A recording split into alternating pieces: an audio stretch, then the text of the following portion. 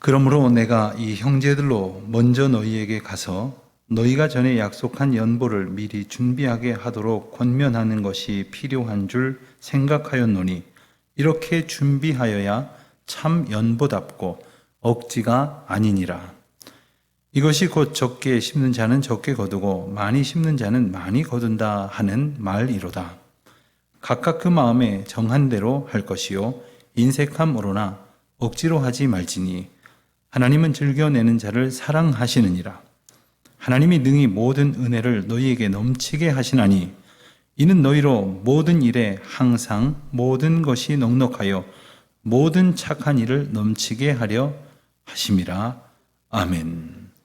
어느 농촌 마을에 크게 농사를 짓는 유지 한 사람이 교회에 출석하기 시작을 했답니다.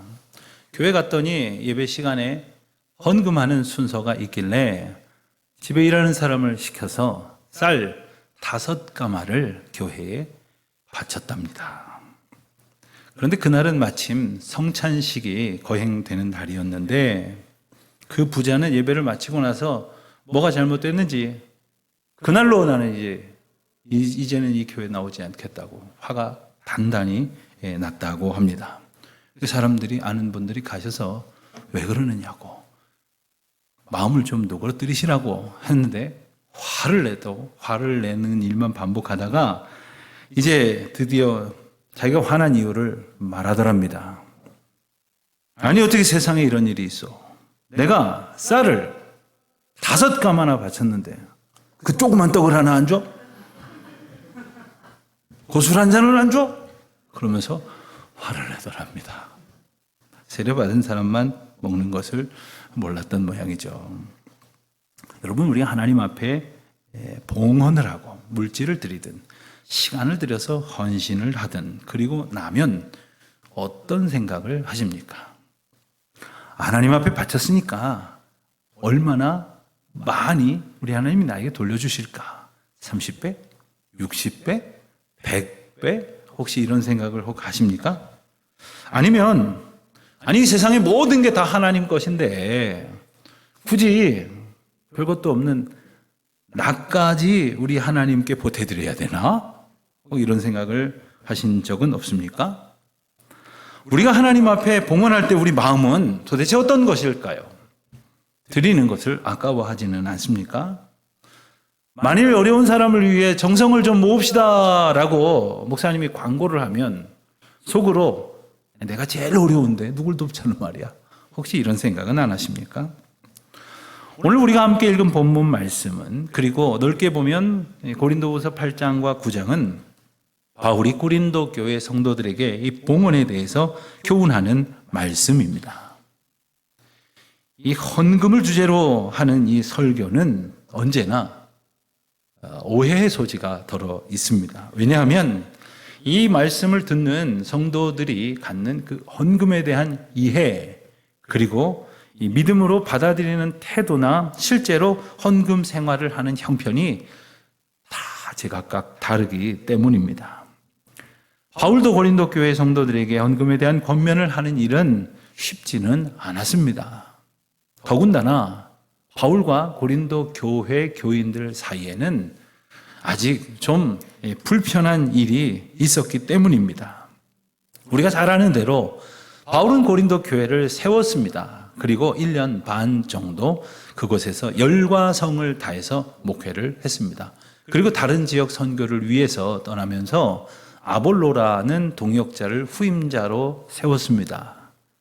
그런데 다른 지역을 선교하다가 들려오는 소식을 들으니 고린도 교회가 큰 분란이 나고 그리고 신앙적인 문제, 윤리적인 문제로 인하여 교회가 아주 시끄럽게 되었다는 소식을 들었습니다. 그래서 바울은 기도하면서 그들이 조언을 구하기도 했던 그런 여러 문제들에 대해서 글을 써서 보내기로 작정을 합니다. 그 정성을 다해서 편지를 써서 보낸 것이 바로 고린도 전서입니다. 바울의 조언을 받아들이게 된 고린도 교회 교인들은 어떤 것은 문제가 해결되는 그런 은혜를 얻었지만 또 어떤 일들은 전혀 해결이 되기는커녕 오히려 악화되기도 했습니다. 그중에 가장 마음 아팠던 문제는 바로 바울의 교인들이 바울의 영적 권위를 도무지 인정하지 않으려고 했던 태도의 문제였습니다. 그뿐 아니라 심지어 바울을 대적하고 바울을 이제 공격하기에 이르렀습니다. 자, 바울은 어떻게 했을까요? 어찌하든지 고린도 교회 교인들이 그리스도의 복음을 순전하게 받아들이고 그리고 그 복음 앞에서 바른 믿음 생활을 할 수 있도록 포기하지 아니하고 계속해서 여러 번 권면하고 교훈하는 편지를 보냅니다. 때로는 엄하게 책망하기도 하고 또 때로는 눈물로 호소하기도 했습니다. 그렇게 편지를 써서는 디도라고 하는 동역자를 통해서 보내고 또 그 편에 그들의 회신을 받기도 하고 그들의 반응을 듣기도 했습니다. 그렇게 하기를 몇 차례 마침내 고린도 교회 교인들은 바울의 권면을 받아들이고 그리고 회개의 눈물을 흘리며 주님 앞에 이 모든 문제들의 잘못이 자신들에게 있음을 아뢰었습니다. 하나님의 은혜 가운데에 바울과 고린도 교회 교인들은 극적인 관계의 개선을 보았고 그들의 회개를 통하여 그들은 다시 하나님의 말씀을 전하고 그를 통해서 하나님의 말씀을 듣는 아름다운 관계가 되었습니다. 그래서 바울은 이제 8장, 9장에서 불편했을 때라면 하기 어려웠을 아주 예민하지만 중요한 권면, 즉 연보에 관한 권면을 지금 하고 있는 겁니다. 연보가 뭘까요? 아마 어릴 적부터 신앙생활 하신 분은 연보라는 말을 어렴풋이 들어보셨을 겁니다. 요즘은 우리가 교회에서 헌금이라는 말로 하나로 통일해서 사용을 합니다마는 예전에는 연보가 있었고 또 헌금이 있었습니다. 연보라고 부르기도 하고 헌금이라고 부르기도 했던 시절도 있었습니다. 그런데 바울이 전하는 이 바울 서신의 내용을 통해서 보면 당시에는 하나님 앞에 드리는 헌금과 연보 이 두 가지 의미로 사용했던 것을 우리가 알 수 있습니다. 자, 한 가지는 하나님의 백성들이 하나님께 생명과 은혜를 받았음을 감사하는 표로 주님 앞에 드리는 예물입니다. 이것은 하나님과 우리의 수직적인 관계를 의미하는 헌금이죠. 영어로는 offering이라고 이렇게 부릅니다. 그런데 하나님 앞에 받은 은혜를 하나님 앞에 내어드리지만 그것이 실제로는 하나님의 은혜를 따라서 다른 사람들을 돕거나 어려운 사람들을 위하는 그리고 선교와 봉사와 섬김과 나눔과 그리고 많은 사람들을 믿음의 길로 온전히 이끄는 그러한 예물이 있었습니다. 그것이 바로 연보입니다.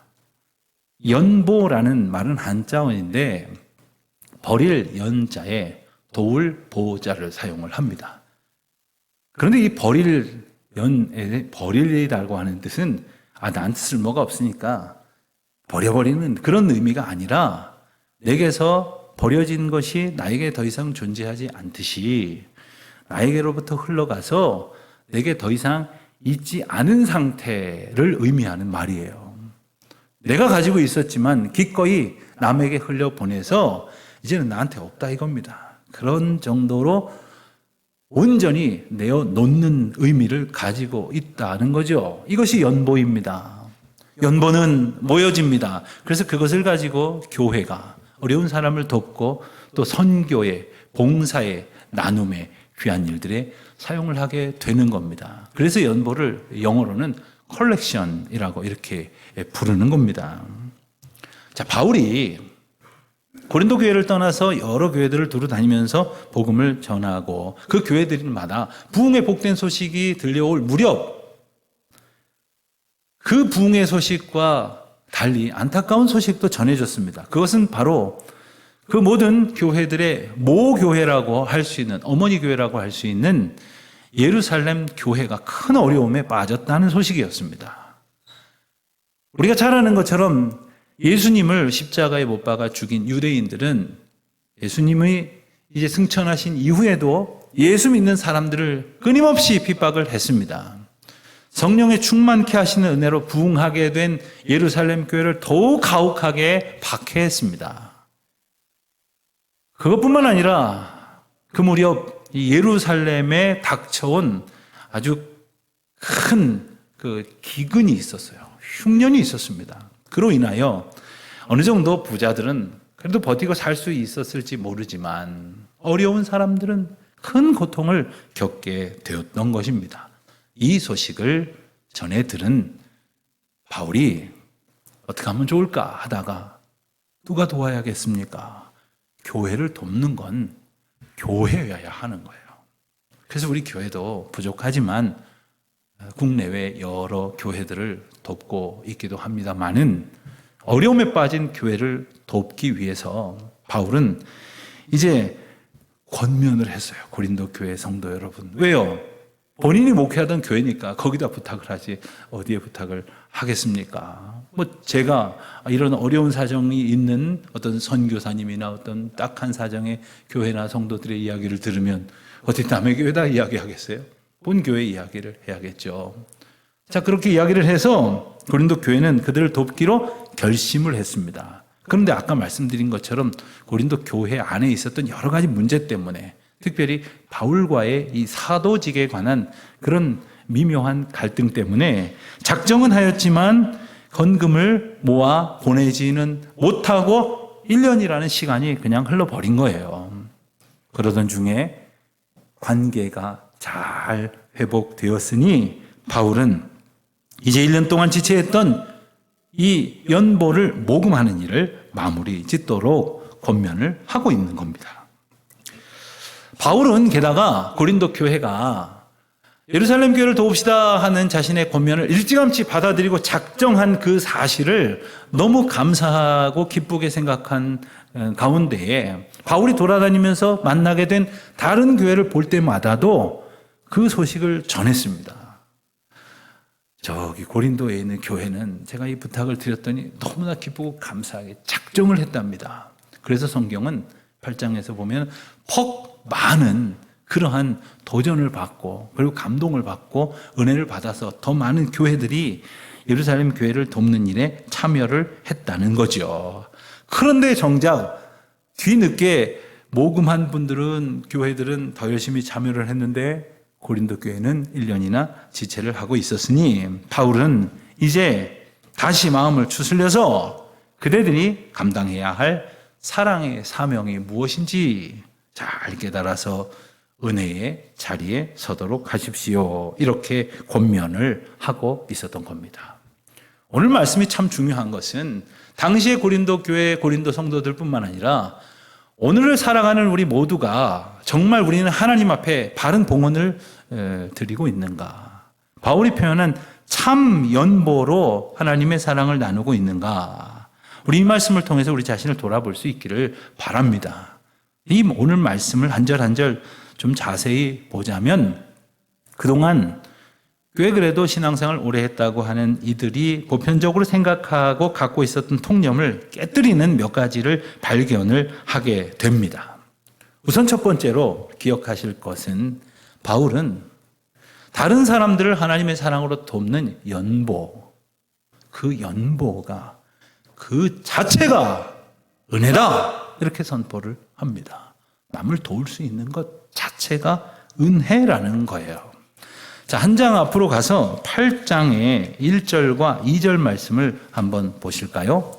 형제들아, 하나님께서 마게도냐 교회들에게 주신 은혜를 우리가 너희에게 알리노니 환난의 많은 시련 가운데에서 그들의 넘치는 기쁨과 극심한 가난이 그들의 풍성한 연보를 넘치도록 하게 하였느니라. 자, 우리가 읽은 대로 마게도냐 교회는 환난에 많은 시련과 극심한 가난이라고 하는 어려운 형편에 있었다고 했습니다. 당연히 풍성한 연보는 불가능한 것 아닙니까? 그들 살기에 급급했을 거예요. 자, 그런 가운데에도 풍성한 연보가 모여졌다고 한다면 이것은 그들이 예상하고 계산할 수 있는 것으로 인한 결과가 아니라 전적으로 하나님의 은혜가 아니고서는 설명이 될 수가 없는 겁니다. 여러분들 가운데 그런 분들이 계실 거예요. 도무지 이미 지나왔는데도 불구하고 아직도 아무리 계산을 해봐도 앞뒤가 안 맞는 것들이 너무나 많아요. 도무지 얻을 수 없었던 일이었는데 하나님께서 그때 나를 도우시고 그때 나를 붙드시고 그때 우리를 살게 하셔서 그 극심한 환난과 가난의 강을 건너올 수 있도록 해 주셨던 기억들을 아마 많은 분들이 가지고 계실 것입니다. 그렇습니다. 하나님의 백성은 이 계산대로 사라지는 게 아니라 전적으로 하나님의 은혜로 사는 줄 믿습니다. 사실 또 이렇게도 생각해 볼 수 있을 것 같습니다. 마게도냐 교인들이 많은 환난과 시련이 있다고 했고 극심한 가난이 있었다고 했는데 예루살렘 교회 교인들이 어려운 소식을 들으니 가난해 봤거든요. 어려워 봤거든요. 그럼에도 불구하고 지금 오직 하나님의 은혜로 살아가고 있다는 것도 알거든요. 그렇기에 어려운 중에도 그 마음을 하나님 앞에 들이듯 그들과 나눌 수 있었던 것 아닐까요? 그럼에도 불구하고 불신자들은 물론이고 적지 않은 성도들이 가지고 있는 일반적인 생각을 보면 무슨 소리입니까? 받는 게 은혜죠. 은혜를 받았다고 하지 않습니까? 더 많이 받으면 더 큰 은혜를 받은 것 아닙니까? 이렇게 생각하는 분들이 많을 거예요. 그렇지만 하나님께 바치는 것이 은혜다. 하나님의 사랑으로 나누는 것이 은혜다. 라고 하는 말씀을 우리가 그냥 지나가서는 안 될 것입니다. 사도행전 20장 35절의 말씀은 이렇게 전하고 있습니다. 범사에 여러분에게 모본을 보여준 바와 같이 수고하여 약한 사람들을 돕고 또 주 예수께서 친히 말씀하시는 바 주는 것이 받는 것보다 복이 있다 하심을 기억하여야 할지니라. 이 말은 바울이 예수님께서 하신 말씀을 전에 들은 것을 지금 인용하고 있는 거예요. 예수님께서 말씀하신 바 주는 것이 받는 것보다 복이 있다고 말씀하신 것은 무슨 말씀이에요?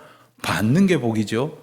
많이 받으면 더 복이 많은 거죠. 라고 생각하는 이들의 생각을 오늘 뒤바꿔 주시는 놀라운 역사입니다. 여러분, 많이 받아서 그래서 가진 것이 많은 사람이 복 받은 사람이 아닙니다. 얼마를 가졌더라도 줄 수 있는, 다른 사람에게 그 사랑의 마음으로 줄 수 있는 마음을 가진 사람이 복이라고 하시는데 그 이유는 그게 얼마이든 간에 줄 수 있다는 얘기는 줄 게 있다는 거잖아요. 그만큼의 여유라도 있는 거 아닙니까? 게다가 이것은 바로 내가 줄 만한, 즉 하나님으로부터 받은 사랑이라는 고백을 가지고 있는 사람이라는 뜻이에요. 그렇지만 아주 자기가 얼마나 많이 가지고 있는지도 모를 만큼 쌓아놓고 있는 사람 중에서도 그걸 줄 수 없는 사람들은 불쌍하고 불행한 사람이 아니고 무엇입니까?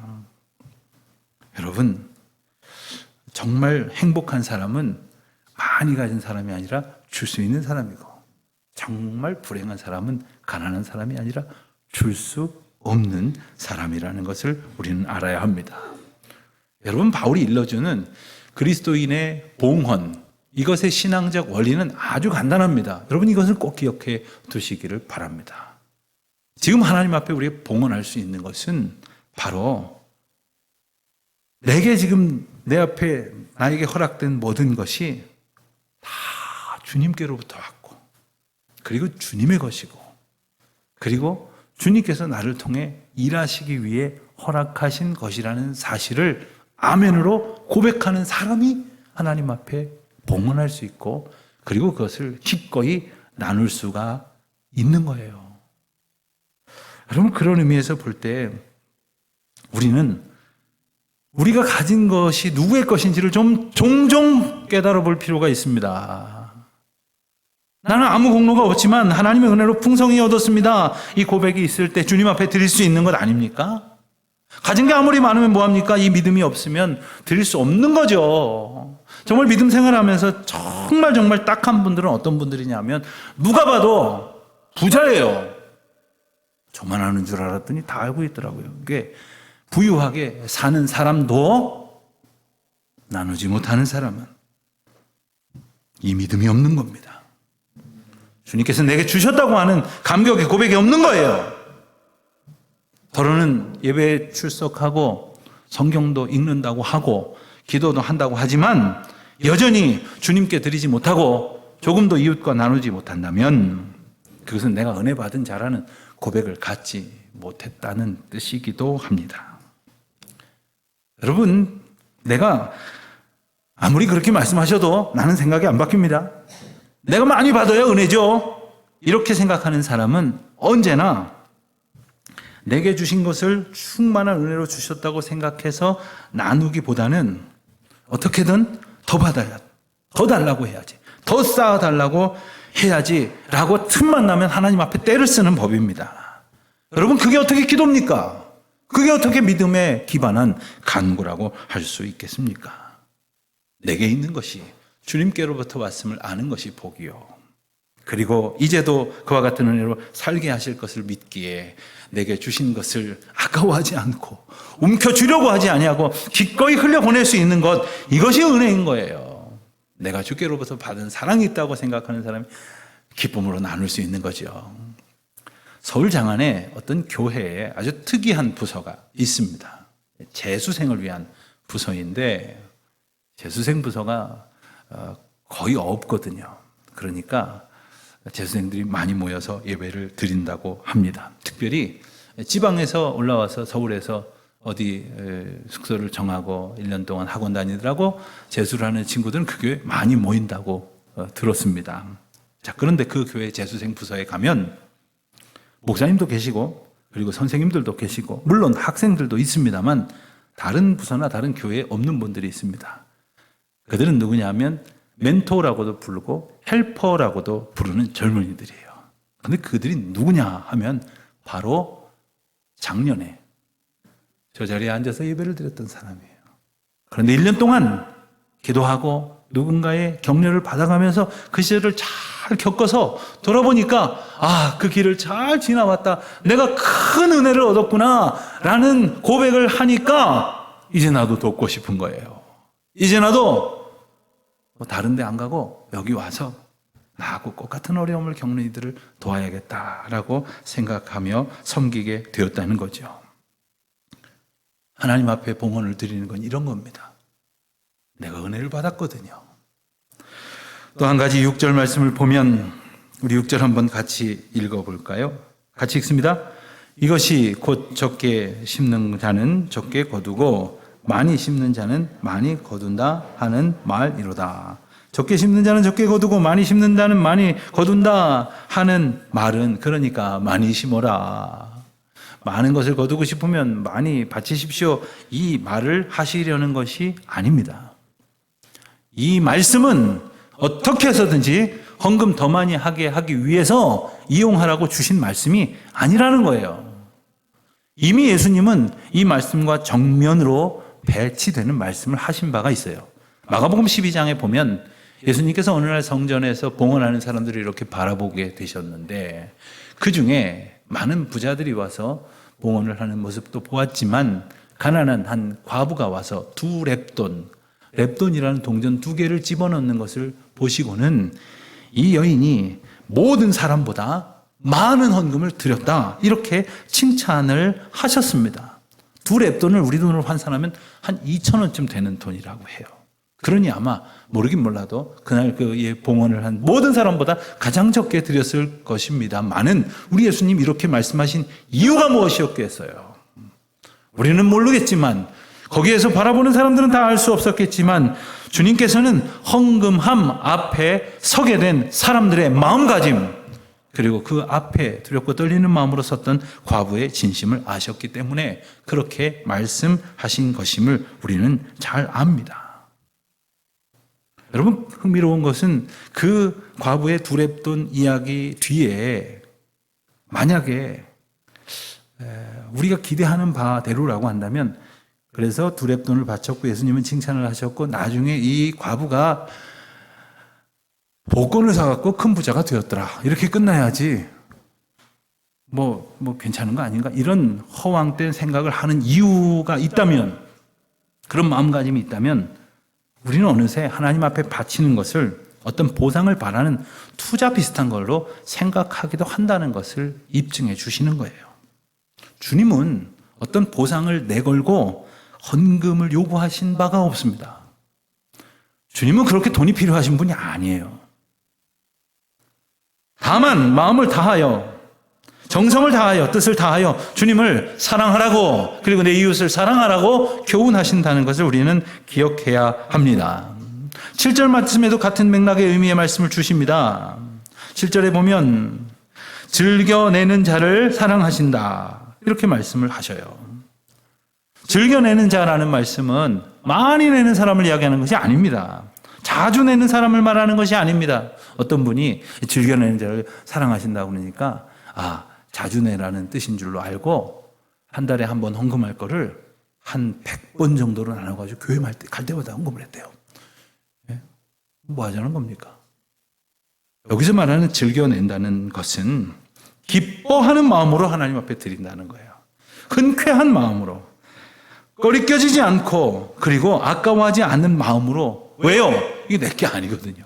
아까워한다는 것은 이미 그걸 내 거라고 생각하기 때문 아닙니까? 하나님 앞에 드리는 헌금이나 이웃과 나누는 연보가 인색해지는 건 뭐냐면 이거 내 거라고 생각하는데 이만큼 떼어주면 이만큼 줄어드니까 그래서 아까워하는 거죠. 이게 하나님 건데 하나님이 이만큼 맡겨놓으셨는데 그중에 얼마를 무엇에든지 주님의 뜻에 따라 살아가면 될 뿐이지, 이걸 내 거라고 생각하니까 지금도 아까워하고 하나님 앞에 드리고도 그것이 줄어들었다고 걱정하고 줄어드는 것을 가지고 어떻게 살까를 염려한다면 그 어찌 하나님의 백성의 믿음을 가졌다고 말할 수 있겠느냐는 거죠. 그렇기 때문에 오늘 본문 말씀은 결론적으로 이렇습니다. 헌금을 많이 하십시오. 많이 내는 사람을 하나님 좋아하십니다. 이런 말씀으로 결론을 내기 위해서 주신 말씀이 아니라는 거예요.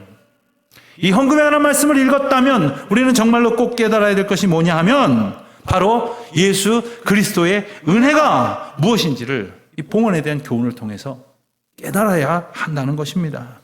그러므로 이 본문을 우리가 바르게 보았다고 한다면, 그리고 이 본문의 말씀을 바르게 우리 마음에 새겼다고 한다면 우리는 헌금의 자세가 어떠해야 하는지를 아는 것에서 그치지 않고 헌금의 자세는 예수님의 은혜를 깨닫는 것이라는 것을, 예수님의 은혜로 인하여 기뻐하는 것이라고 하는 것을, 예수님의 은혜로 감격하는 것이 바로 하나님 앞에 봉헌하고 이웃과 사랑으로 연보하는 것이라는 것을 깨닫게 되는 거지요.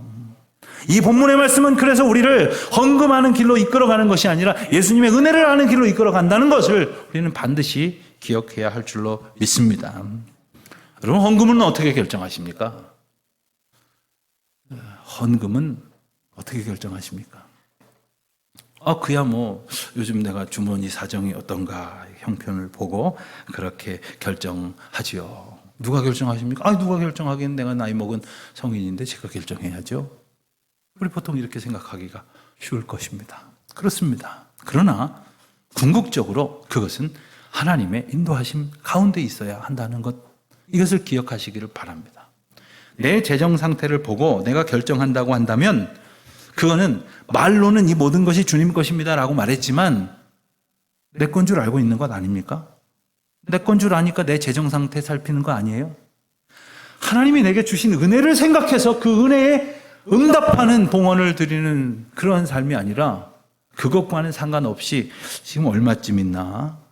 이걸 생각하면서 봉헌을 하니까 아무리 하나님 앞에 봉헌을 드리고 아무리 연보로 많은 사람들과 사랑을 나눠도 예수님의 은혜를 깨닫는 기쁨하고는 점점점 멀어지는 거예요.